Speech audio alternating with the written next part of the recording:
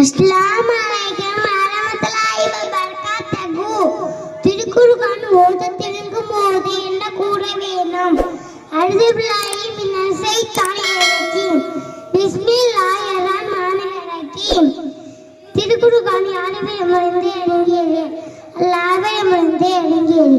திருக்குர்ஆன் யார் மூலமே இறங்கியது? ஹஜ்ரத் ஜிப்ரீல் அலைஹிஸ்ஸலாம் மூலமே இறங்கியது.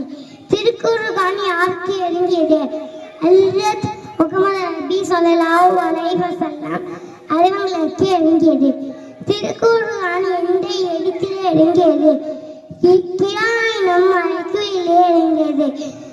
திருக்குர்ஆன் எந்த மொழியிலே இறங்கியது? அரபி மொழியிலே இறங்கியது.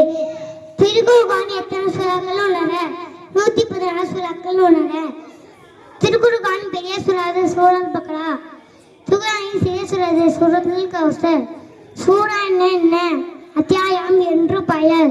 அஸ்ஸலாமு அலைக்கும் வரஹ்மத்துல்லாஹி வபரகாத்துஹு.